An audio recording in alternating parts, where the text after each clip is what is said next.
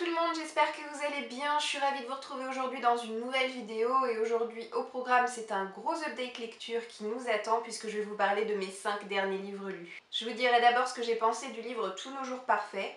J'évoquerai ensuite avec vous le tome 2 de la série Les filles de l'astrologue. Je vous dirai ce que j'ai pensé du tome 3 de la série Red Rising. Je vous parlerai de Amertume qui est le premier tome de la nouvelle trilogie de Sarina Bowen. Et pour terminer, je vous dirai ce que j'ai pensé du livre Toi, moi, Paris et tout le reste. Je commence dans l'ordre avec Tous nos jours parfaits, écrit par Jennifer Niven et sorti aux éditions Gallimard. Ce livre, vous me l'aviez choisi pour intégrer ma pile à lire estivale. J'ai donc pu le lire en temps et en heure. C'est d'ailleurs le tout dernier livre que j'ai lu à être présent dans ma pile à lire estivale. Je souhaitais garder le meilleur pour la fin et j'avais l'impression que le meilleur, ça allait être ce livre. Effectivement, ça a été une très bonne lecture, pas un coup de cœur, mais une très bonne lecture quand même à laquelle j'ai mis la note de 4 sur 5.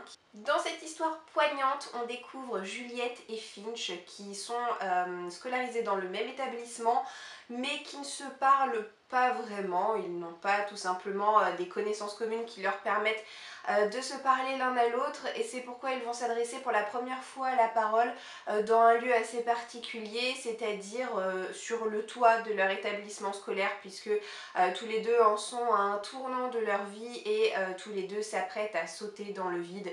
Donc ils vont se sauver la vie mutuellement et faire plus ample connaissance grâce à un projet scolaire de géographie qui va leur permettre de découvrir par la même occasion un petit peu mieux l'état dans lequel ils se trouvent et qui est l'Indiana. Donc vous l'aurez compris, c'est un livre qui a pour principal sujet le suicide, donc c'est pas un livre hyper joyeux et c'est pas un livre hyper triste pour autant qui sape le moral ou je ne sais quoi. Ce que je peux vous dire c'est que j'ai adoré les personnages de cette histoire, même s'il m'a été plus aisé de m'attacher à Violette que de m'attacher à Finch. Violette, elle a vécu un drame familial pas évident, elle a beaucoup de mal à s'en remettre, elle a beaucoup de mal à faire son deuil puisque c'est de cela dont il s'agit.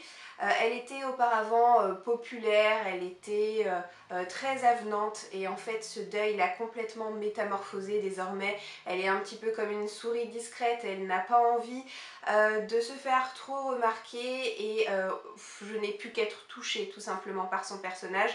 Par contre Finch lui c'est pas tout à fait pareil, c'est un drôle d'oiseau. J'ai eu plus de mal à m'habituer à ce personnage tout simplement parce que je m'attendais à un adolescent lambda quoique marqué par la vie et en fait c'est beaucoup plus profond que ça. J'ai eu du mal avec son surcroît d'énergie, avec ses pensées qui paraissent un peu incohérentes, voire complètement décousues. J'ai commencé à pressentir quelque chose à un moment donné du récit et ce quelque chose s'est révélé par la suite, donc je suis heureuse d'être tombée juste, même si avant de commencer ce livre je ne m'y attendais absolument pas. Ce que j'ai noté en tout cas c'est que la relation entre ces deux personnages est très intéressante puisque Finch qui a perdu l'envie de vivre et qui nourrit des pensées suicidaires tous les jours n'aspire qu'à une seule chose, c'est redonner le goût de vivre à Violette. Donc vraiment ce personnage est un personnage en or. J'ai vraiment bien aimé l'écriture de l'auteur, je l'ai trouvée délicate et naturelle, c'est pas évident avec un thème pareil à aborder, mais voilà, ça s'est vraiment fait tout en douceur et je me suis interrogée à plusieurs reprises à savoir comment est-ce que ce récit allait pouvoir se terminer. J'avais envisagé plusieurs fins et l'une de ces fins s'est vérifiée. Mais il n'empêche que j'ai été assaillie par une espèce de vague d'émotions très importante à laquelle je m'attendais pas trop. En fait je m'attendais pas à être autant prise aux tripes par cette fin et pourtant ça a été le cas. C'est un livre que je vous conseille, c'est une lecture qui m'a semblé intéressante, qui m'a semblé poignante. Certes je me suis pas investie auprès des personnages dès le début, c'est un travail qui s'est fait plutôt sur la longueur, mais je ne suis pas restée indifférente face à leur détresse, face à leur douleur, au contraire ils m'ont vraiment beaucoup émue et c'est pour toutes ces raisons là que j'ai mis la note de 4 sur 5 à ce livre. Je me suis ensuite lancée à l'assaut d'une lecture bien différente, même si là aussi j'ai mis à ce livre la note de 4 sur 5. C'est une suite de séries, plus particulièrement le tome 2 de la série Les filles de l'astrologue, écrit à 4 mains par Laurence Chac et Françoise de Guibert, qui m'a gentiment été envoyé par les éditions Rajo, que je remercie. C'est au mois de mai dernier que j'ai eu l'occasion de découvrir le premier tome de cette série historique d'aventure que j'avais vraiment beaucoup aimé et j'avais émis le souhait de recevoir la suite. Donc je l'ai reçu, je l'ai lu et je l'ai vraiment adoré. Pour vous resituer le contexte, on est en France, l'histoire se passe au XVIIe siècle, donc au temps de Louis XIV, et les astrologues ne sont pas en odeur de sainteté à la cour depuis l'affaire des poisons, donc ils sont désormais traqués, chassés et emprisonnés. C'est le cas du père des héroïnes de cette histoire qui est donc emprisonné à Paris, et ses trois filles ainsi que leur cousine vont tout faire pour tenter de libérer leur père et leur oncle. Alors ce que j'avais noté, c'est que dans le premier tome, nos quatre héroïnes étaient tout au début ensemble avant de suivre des aventures sur des routes séparées, donc on les suivait grâce à des points de vue alternés jusqu'à ce qu'elles se retrouvent ensemble à Paris à la fin du premier tome. Donc là au début de ce second, on reprend là où on s'était arrêté juste avant. Elles sont de nouveau ensemble et j'ai apprécié ne pas les voir séparées, qu'elles puissent retrouver toute leur unité afin de visiter leur père en prison à la Bastille juste avant qu'il ne soit envoyé sur les galères. Mais très rapidement on retrouve le même schéma que le premier tome, c'est-à-dire que très rapidement les jeunes filles vont se retrouver séparées, elles vont devoir vivre des aventures différentes, mener des chemins différents pour que leurs objectifs soient menés à bien. En soi, c'est pas quelque chose qui me dérange parce que je trouve que ça apporte de la variété dans le récit, même si c'est un récit qui est clairement orienté pour la jeunesse. J'y trouve tout à fait mon compte parce que je trouve que l'histoire elle est immersive, l'intrigue elle est riche, elle est intéressante. Donc il n'y a pas de c'est un récit pour la jeunesse, du coup je fais les choses avec un petit peu trop de simplification. Ça, j'ai horreur de ce postulat là. Pour moi c'est pas parce qu'on s'adresse à des lecteurs plus jeunes qu'on doit les prendre pour des bêtas et aller vraiment trop à l'essentiel. Voilà, là c'est pas du tout le cas. Nos deux auteurs prennent le temps de dresser leur contexte, de faire vivre plein de choses à leurs personnages et je trouve ça vraiment très enrichissant. C'est pour toutes ces raisons que j'ai mis la note de 4 sur 5 à ce livre et je lirai le tome 3 avec plaisir lorsqu'il sortira. Je passe ensuite à Morning Star qui est le troisième tome de la série Red Rising écrit par Pierce Brown et sorti aux éditions Hachette. J'avais lu le premier tome il y a un an de ça à peu près, j'ai lu le tome 2 très récemment puisque je l'ai lu au mois d'août, qui m'a d'ailleurs valu un beau coup de cœur. Et je me suis lancée dans ce troisième tome qui n'a pas été un coup de cœur mais qui l'a frôlé puisque j'ai quand même mis la note maximale sur un 5 sur 5. Bref, je l'ai lu rapidement après ma lecture du tome 2 tout simplement parce que je ne sais pas encore à quelle date je vous diffuserai cette vidéo, mais le tome 4 de cette série est sur le point de sortir ou est déjà sorti, peu importe. En tout cas, j'aime tellement cette histoire que je ne voulais absolument pas être à la traîne. On est dans un récit de science-fiction qui se passe sur des planètes de notre système solaire. Et on a affaire à une société qui s'organise sur un système pyramidal. À la pointe de cette société, on a l'élite qui est caractérisée par sa couleur or, et à la base de cette pyramide, ce sont les rouges. Notre héros s'appelle Darrow. Auparavant, il était un rouge, mais il a intégré la rébellion, qui l'a transformé physiquement en or afin qu'il puisse infiltrer ses ennemis de l'intérieur et détruire ce système connu de la société. C'est difficile pour moi de vous parler trop en détail de ce troisième tome, j'en ai d'ailleurs pas envie parce qu'en fait c'est le dernier tome de la première trilogie de cette série, donc on a vraiment une fin à proprement parler à la fin de ce livre. Et ce que j'ai quand même apprécié dans cette première trilogie, c'est que chaque tome est fondamentalement différent des précédents. Là par exemple, ce troisième tome, je l'ai trouvé beaucoup plus sombre et beaucoup plus triste que les deux autres. Je crois que j'ai encore davantage aimé Darrow dans ce tome que dans les précédents parce que là on découvre une nouvelle facette de sa personnalité. Il est plus fragile qu'avant, il a conscience enfin de ce qu'il peut perdre, il a enfin conscience qu'il n'est pas tout puissant, qu'il risque d'y laisser la vie dans ce combat. Et ce que j'ai particulièrement apprécié, c'est que ce dernier tome met vraiment davantage l'accent sur ses amis, donc je pense à ses trois amis, Sevro, Mustang et Ragnar. C'est plus seulement l'histoire de Darrow, on se rend compte que c'est aussi leur histoire à tous les trois et que c'est finalement l'histoire à un nombre incalculable de personnages. Et d'ailleurs, en parlant d'émotions, je suis obligée de vous parler de la fin parce que les deux dernières pages m'ont tiré quelques larmes, voilà. J'ai pleuré mais de manière tout à fait inattendue hein, quand je me suis mise à lire ce livre.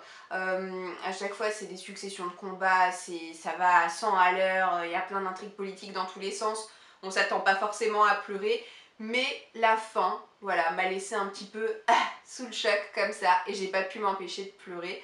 Donc c'est un 5 sur 5, c'est pas un coup de cœur parce que j'ai trouvé que justement les scènes de combat tiraient un petit peu trop en longueur, mais ça s'est joué à pas grand chose, je pinaille très certainement. En tout cas, j'ai adoré cette lecture. D'ailleurs, dans un tout autre registre, mais une autre lecture que j'ai tout autant adorée, puisque là aussi je lui ai mis la note maximale, qui est vraiment passée à un cheveu du coup de cœur, c'est Amertume. Donc c'est le premier tome de la nouvelle trilogie de Sarina Bohen qui s'appelle Le Grand Nord. Je connaissais pas Sarina Bohen et je l'ai découvert grâce aux éditions Hugo Roman, donc je les remercie vraiment pour l'envoi de ce livre qui m'a valu une telle note et un tel plaisir de lecture. Dans cette romance, on va découvrir Griffin qui a 27 ans, qui a pris les rênes de sa famille et de l'entreprise familiale puisque sa famille avait une exploitation agricole dans le Vermont.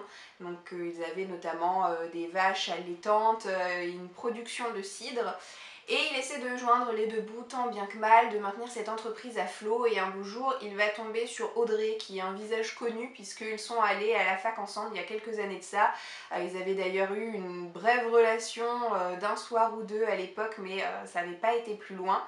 Et en fait s'il revoit Audrey c'est un peu par hasard mais parce qu'elle a été envoyée par le groupe d'agroalimentaire pour lequel elle travaille afin de négocier des prix avec des producteurs locaux. Ce que j'ai aimé c'est le rythme vif, c'est le rythme dynamique, c'est l'écriture plaisante de l'auteur, les grands espaces du Vermont décrits dans cette histoire. J'ai aimé tellement de choses en fait dans ce livre. D'ailleurs le gros point fort de cette histoire ce sont les personnages, autant les principaux que les secondaires, mais j'ai trouvé qu'ils apportaient vraiment un énorme plus à ce livre.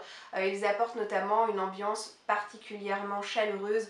Nos deux héros, Griffin et Audrey, sont des personnages passionnés et l'auteur a vraiment rendu ça très très présent dans l'histoire. Tous les deux sont assez tourmentés par des tracas du quotidien, mais finalement c'est vraiment leur passion qui va les rendre plus forts et leur permettre de se rapprocher. Je pourrais continuer les louanges comme ça pendant un petit moment, mais je pense qu'on va s'arrêter là. Je crois que vous aurez compris, j'ai vraiment adoré cette histoire.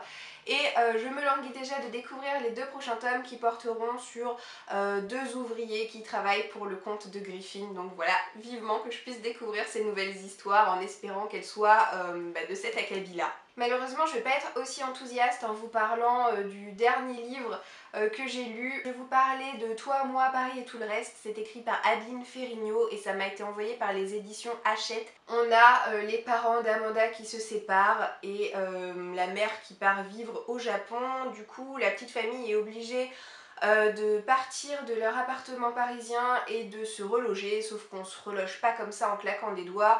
Donc ils vont se retrouver hébergés pendant quelques jours, voire même quelques semaines je crois, par une collègue du père d'Amanda qui se trouve être la mère de deux garçons, dont notamment Julian, qu'Amanda a déjà croisé lors d'une soirée. Alors par rapport à ce livre, il y a des avis super tranchés. J'ai vu sur internet des lecteurs qui ont beaucoup apprécié cette histoire et tant mieux pour eux. Quant à d'autres, ils ont tellement pas aimé ce livre qu'ils l'ont abandonné en cours de lecture.